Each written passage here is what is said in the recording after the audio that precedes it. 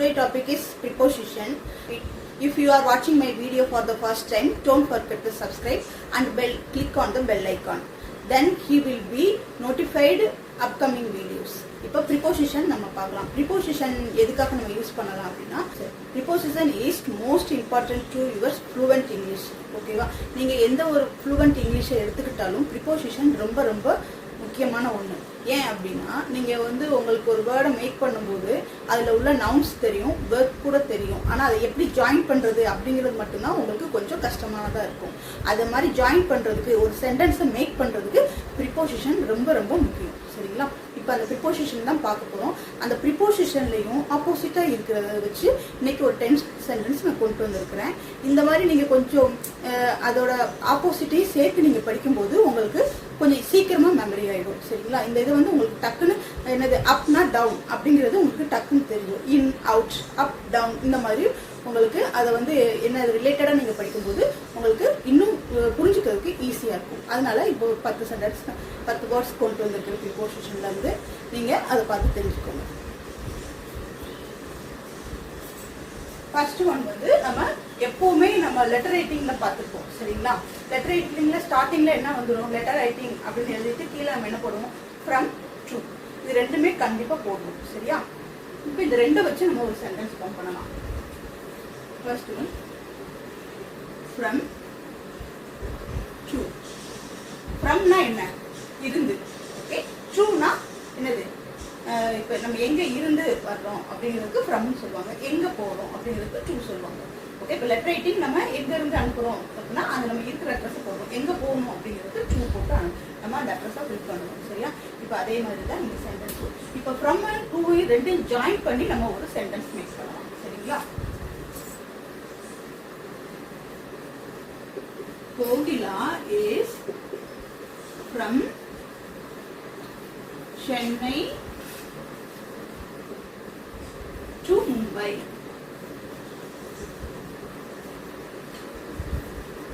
Okay. இதுல உங்களுக்கு ரெண்டுமே வந்துருச்சு. ஓகேவா? ஃப்ரம்மும் வந்துருச்சு, டுவும் வந்துருச்சு. கோகிலா என்ன செய்யறாங்க, சென்னையில இருந்து மும்பைக்கு போறாங்க. ஓகேவா? இந்த ஒரு சென்டென்ஸ்ல உங்களுக்கு ரெண்டு ப்ரிப்போசிஷன் வேர்டுமே வந்துருச்சு. என்னது, from to. Kokila is from Chennai to Mumbai. Okay. சென்னையில இருந்து மும்பைக்கு போறாங்க. சரியா? இப்போ நெக்ஸ்ட் சென்டென்ஸ் பார்க்கலாம். நெக்ஸ்ட் சென்டென்ஸ் ரொம்ப ஈஸியான சென்டென்ஸ் எடுத்துக்கலாம். In out. ஓகேங்களா? In out. இன்னுனா தெரியும், உள்ளே. அவுட்னா வெளியே. ஓகே. இதுக்கு நீங்க என்ன எக்ஸாம்பிள் பண்ணலாம், நீங்களே சொல்லுங்க, ட்ரை பண்ணுங்க பார்க்கலாம். ட்ரை பண்ணுங்க. இது நீங்க ஸ்கூல்ல எல்லாருமே தெரிஞ்சுக்கிறோம், சொல்றதுதான். May I come in miss, may I get in miss அப்படின்னு சொல்லி நம்ம சொல்லுவோம். ஆனா இப்போ நம்ம ஒரு சென்டென்ஸ் மேக் பண்ண போறோம் இல்லையா, எப்படி சொன்ன வேலை சொல்லாம கொஞ்சம் டிஃப்ரெண்டா வேணா கொஞ்சம் நம்ம நார்மலா யூஸ் பண்ற மாதிரி சொல்லலாம். இப்போ a pen in the box. ஓகேங்களா? a pen in the box. ஒரு பென் அந்த பாக்ஸ்க்குள்ள இருந்தது. ஓகேவா? a pen in the box. இதையே அப்படியே மாத்தி பாருங்க. a pen out the box. Okay. அப்போ அதே ஒரு பென் என்னது, வெளியே இருந்தது. ஓகே. முதல் சொன்னது உள்ள இருந்தது, ரெண்டாவது பார்க்குறது வெளியே இருந்தது. ஸோ நம்ம ஃப்ரம் எங்க இருந்து என்னது எங்க போறோம், ஃப்ரம் டு பார்த்துட்டோம். அடுத்து இன் அவுட், உள்ளே வெளியே. ஓகே. இதுவும் பார்த்தாச்சு. இது நீங்க தமிழ்ல இருந்தனா இருந்து. ஓகே. இருந்து போறது டு அப்படின்னு சொல்லணும். இதை நீங்க எப்படி ஃபார்ம் பண்ணுவீங்கன்னு நீங்க கொஞ்சம் பார்த்து எழுதிக்கோங்க. உங்களுக்கு எப்படி புரியுதோ அந்த மாதிரி எழுதிக்கோங்க. ஓகே. இது இன், உள்ளே வெளியே.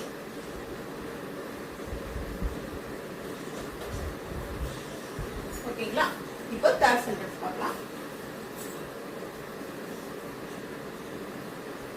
தேர்ட் சென்டென்ஸ் ஈஸியா பார்க்கலாம். அப் டவுன்,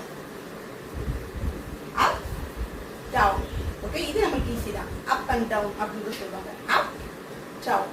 ஓகே, இப்போ நம்ம இதை வச்சு ஒரு சென்டென்ஸ் மேக் பண்ணலாம். சரியா? அப்புக்கு இப்போ ஒரு சென்டென்ஸ் பார்க்கலாம். என்ன அப்படின்னா, Selvam Selvam went up the hill. Okay, மலை ஏறினார். செல்வம் மலை ஏறினார். அப்போ அப். ஓகேவா? Selvam went up the hill. Okay, Selvam மலை ஏறினார். ஓகே, இது அப்படியே ஆப்போசிட் கொண்டு வாங்க பார்க்கலாம். சவுண்ட்க்கு அதேதான். செல்வம் இங்க என்ன சொன்னோம்? went upனு சொன்னோம். went வந்து என்னது? go. goவோட என்னது? past tense. Okay, go went gone பார்த்தோம் இல்லையா? அதே இதுதான். go went. இங்க wentங்கிறது past tense. goக்கு நம்ம சொல்றோம் மலை ஏறினார், அது போறது. ஓகே, அதனால went யூஸ் பண்ணோம். பட் இங்க என்ன எழுதணும்? டவுனுக்கு went down எழுதலாமா? எழுதக்கூடாது. அப்ப என்ன எழுதணும்? come down. Okay, Selvam come down the hill. ஓகேங்களா? செல்வம் come down the hill. Okay, இப்போ தேர்ட் சென்டென்ஸும் பார்த்தாச்சு. அப்னா மேலே, சவுனா கீழே. மேலே கீழே. ஓகே, இப்போ ஃபோர்த் சென்டென்ஸ். சரி, ஃபோர்த் ப்ரிபோசிஷன் பார்க்கலாம். இது ஈஸியானதுதான். ஃபோர்த் ப்ரிபோசிஷன் என்ன அப்படின்னா with, without. Okay, with, without. இதை எப்படி ஃப்ரேம் பண்ணலாம்? with, without. withனா உடன், withoutனா இல்லாம. ஓகேவா? நம்ம வித்துக்கான எக்ஸாம்பிள் பார்க்கலாம். மேக்ஸிமம் ரோஸ் வந்து எதோட தான் இருக்கும்? முள்ளோட இருக்கும். நம்ம அதே ஒரு எக்ஸாம்பிள் எழுதலாம். என்னது எழுதலாம்? the rose is, எல்லா ஒரு ரோஸ் மட்டும் முள்ளு இருக்காது, எல்லா ரோஸும் முள்ளு இருக்கும். ஸோ அப்போ நம்ம இங்க என்ன பண்ணணும் அப்படின்னா ஆர்டிகிள்ஸ் there நம்ம யூஸ் பண்ணணும். the rose is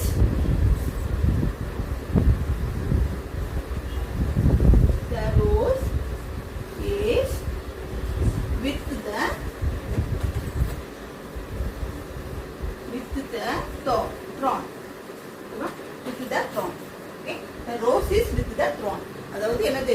ரோஜா வந்து எப்பவுமே எதோட தான் இருக்கும்? முள்ளோட தான் இருக்கும். சரியா? the rose is with the thorn. Okay, இப்போ without பார்க்கலாம். நம்ம ஏற்கனவே பார்த்தோம் இல்லையா? செல்வம் மலை ஏறினார்னு பார்த்தோம் இல்லையா? இதை வச்சு நம்ம சொல்லி எழுதலாம். செல்வம் went up with Selvam went up without anyone help. யாரோட ஹெல்ப்பும் இல்லாம என்ன செஞ்சாங்க? மலை ஏறினார் அப்படின்னு சொல்லலாம். ஓகே, anyone என்னது? செல்வம் went up without anyone help. யாரோட உதவியும் இல்லாம ஏறினாங்க. அதுதான் without. ஓகேவா? without anyone help. யாரோட ஹெல்ப்பும் இல்லாம போனாங்க. அதுதான் மீனிங். இப்போ நம்ம இந்த 4 இதையும் பார்த்தோம். வித்னா உடன், வித்தவுட்னா உடன் இல்லாமல். ஓகே, உடன் இல்லாமல். ஓகே, என்னது? from, to. Second one in, out. Third one up, down. Fourth one with, without. ஓகேங்களா? அடுத்து ஃபிஃப்த் ஒன் என்ன அப்படின்னா என்னது? above, below. இது நம்ம ஸ்கூல் டைம்லாம் கேட்டுப்போம். மார்க் வந்தாலும் என்னது? below, above வந்துடும். below and above. ஓகேங்களா? இப்போ இதை வச்சு நம்ம ஒரு சென்டென்ஸ் சொல்லலாம். இப்போ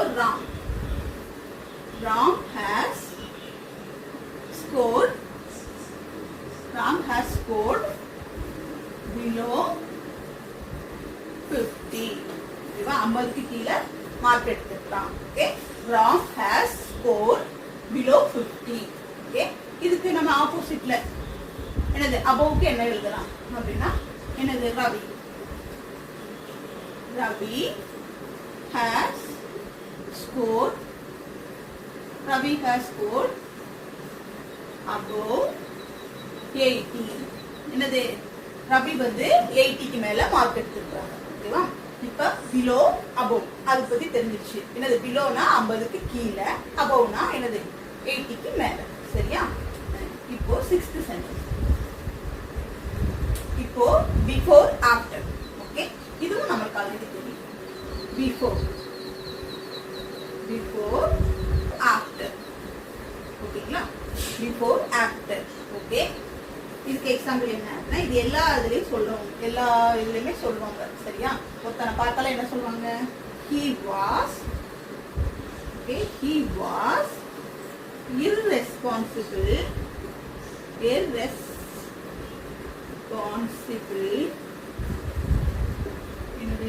he was irresponsible before the marriage. Okay, marriage. He was irresponsible before the marriage. அவன் என்னது கல்யாணத்துக்கு முன்னாடி எப்படி இருந்தான், irresponsible ஊதாடித்தனமா சுத்திக்கிட்டு இருந்தான் அப்படின்னு சொல்றது. இப்போ என்னது ஆஃப்டருக்கு பார்க்கலாமா?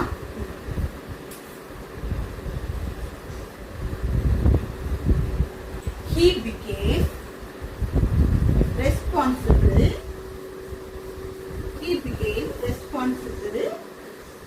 after marriage. ஓகேவா?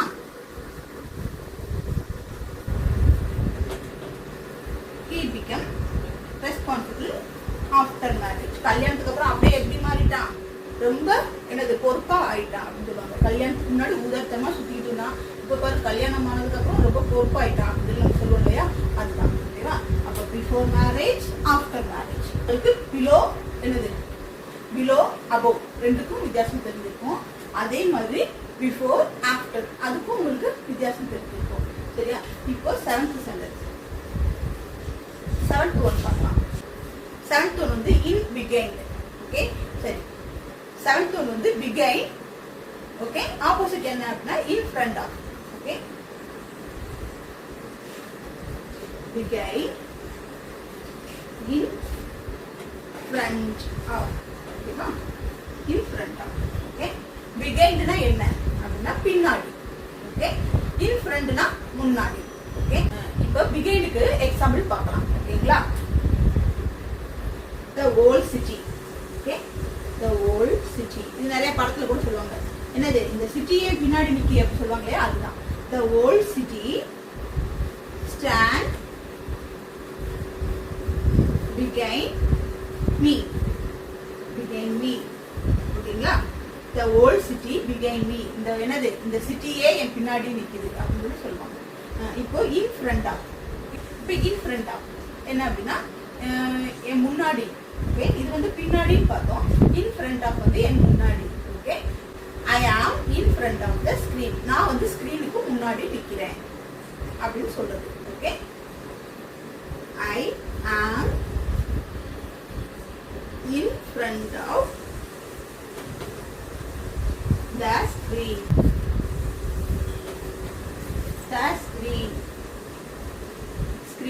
ஓகேவா? நான் I am in front of the screen. நான் ஸ்கிரீனுக்கு முன்னாடி நிக்கிறேன். சரியா? இதுதான் பிகைன்னா பின்னாடி. ஓகே, in front of முன்னாடி, பின்னாடி முன்னாடி.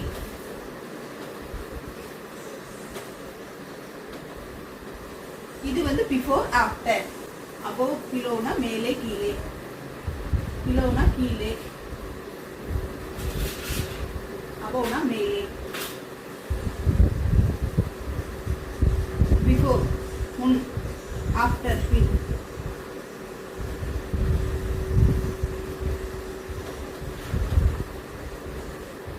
ஓகேவா? இப்போ பிலோ above என்னது before after behind in front of இந்த மூணு பார்த்தோம். இனி அடுத்த சென்டென்ஸ் பார்க்கலாம். 8th ஒன் என்ன அப்படின்னா என்னது inside outside. Inside outside. ஓகேங்களா? இன்சைடுனா என்ன, அவுட் சைடுனா என்ன? இன்சைடுனா உள்ளே, அவுட் சைடுனா வெளியே. உள்ளே வெளியே. சரியா? இப்ப இத வச்சு நம்ம சென்டென்ஸ் ஃபார்ம் பண்ணலாமா? எப்படி சொல்லலாம்? Kala is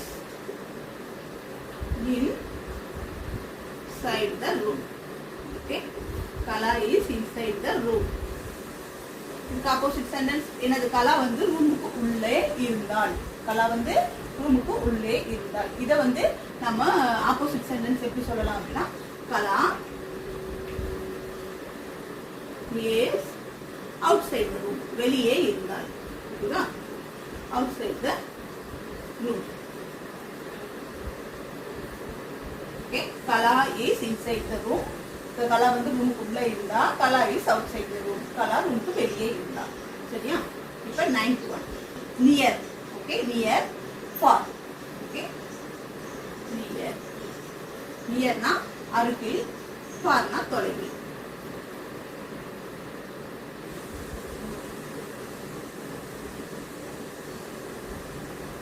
அருகில்,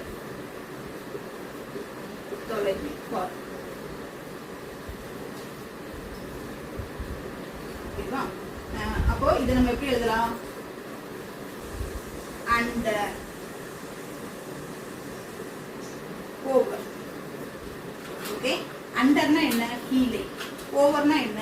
மேலே. ஓகே,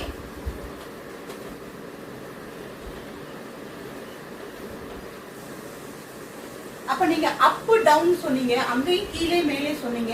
அது எப்படி நாங்க டிஃபரன்ஷியேட் பண்றது? அது எப்படி நாங்க தெரிஞ்சுக்கிறது அப்படின்னா என்னது? இப்ப அங்க அப் டவுன் நம்ம சொன்னோம் அப்படின்னா அது வந்து ஏதாவது மேலே ஏறிக்கொண்டு இருக்கும்போது, அதாவது ஏதாவது ஒரு ஆக்ஷன்ல இருக்கும்போது நம்ம அதை வந்து அப்படி சொல்லணும். ஓகேவா? இப்ப மலை மேல ஏறுறது, ஸ்டெப் மேல ஏறுறது, அந்த மாதிரி ஏறும்போது மட்டும்தான் நம்ம என்னது அப் எழுதணும். அது மாதிரி கீழே இறங்குறது, அந்த மாதிரி ஆக்ஷன்ல இருக்கும்போது தான் நம்ம அப் அண்ட் டவுன் நம்ம யூஸ் பண்ணுவோம். ஆனா இங்க அண்டர் என்னது? ஓவர். மேலே இருந்தது. இங்க வந்து எந்த ஆக்ஷனும் இருக்காது. அதை விட முக்கியம் என்ன அப்படின்னா அது வந்து என்னது? உன்னோட ஒண்ணு டச் ஆகி இருக்காது, தொடாம இருக்கும். அதாவது இப்ப வந்து எக்ஸாம்பிளோட சொல்லிடலாம். The cat is under the table.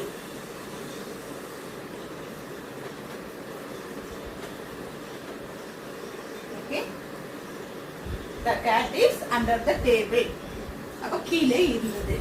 Okay, கீழே இருந்தது அப்படின்னா என்னது அப்படின்னா இங்க வந்து என்னது? டேபிளுக்கு கீழே இருந்துச்சு. இப்ப டேபிளோட டச் ஆகிருக்கா அப்படின்னு கேட்டா இல்ல. ஓகே, டேபிளோட டச் ஆகாம இருக்குது, தொடாம இருக்கிறதுனால நம்ம இங்க என்ன போட்டுப்போம்? அண்டர், கீழே போட்டுப்போம். அப்போ ஓவர்னா எப்படி எழுதுது? அதே தான். The cat is over the table. Table மேல இருக்கு. ஓகே, டேபிள் மேல இருக்கு அப்படின்னு போட்டுருக்காங்க. ஆனா எப்படி டேபிள் டச் ஆகாம இருக்கும் அப்படின்னா அது வந்து என்னது? ஆனா இது வந்து டேபிள் மேல டச் ஆகாம ஜம்ப் பண்ணிட்டு இருந்திருக்கலாம், அந்த மாதிரி இதுல இருந்திருக்கலாம். பட் நீங்க ஆன் போட்டாதான் டச் ஆகிற மாதிரி இருக்கும். இப்போ the cat is on the table அப்படின்னா டேபிள் மேல உட்கார்ந்து இருக்கு, டேபிள் மேல இருக்கு. அப்ப டச் ஆகிருக்கும். டச் ஆகிருந்தா ஆன் போடணும். டச் ஆகாம இருந்த ஒரு பொருள் வந்து ஒரு பொருள் மேல டச் ஆகாம இருந்தா அதுக்கு என்னது? ஓவர் போடணும். சரியா? மேலே இருக்குது அப்படின்னு போடணும். அந்த ஓவர், மேலே, கீழே. இப்போ நம்ம இன்னைக்கு இந்த 10th சென்டென்ஸும் பார்த்தோம். இந்த 10th சென்டென்ஸும் உங்களுக்கு நான் புரிஞ்சிருக்குன்னு நம்புறேன். நீங்களும் இந்த மாதிரி டிஃபரன்ஷியேட் ஆப்போசிட்ல உள்ள ப்ரிப்போசிஷன் ஏதாவது இருந்தா நீங்க என்னுடைய கமெண்ட் பாக்ஸ்ல தெரிவிங்க. நான் இன்னைக்கு சொல்லிக் கொடுத்த ப்ரிப்போசிஷன் கண்டிப்பா உங்களுக்கு புரிஞ்சிருக்குன்னு நான் நம்புறேன். மேலும் இது போன்ற வீடியோக்களுக்கு என்னுடைய சேனலை லைக் பண்ணுங்க, ஷேர் பண்ணுங்க, சப்ஸ்கிரைப் பண்ணுங்க. மறந்துடாம பெல் ஐக்கானை கிளிக் பண்ணிக்கோங்க. அப்பதான் அடுத்தடுத்து போடுற வீடியோஸ் எல்லாம் உங்களுக்கு நோட்டிபிகேஷனா வரும். தேங்க்யூ ஃபார் வாட்சிங்.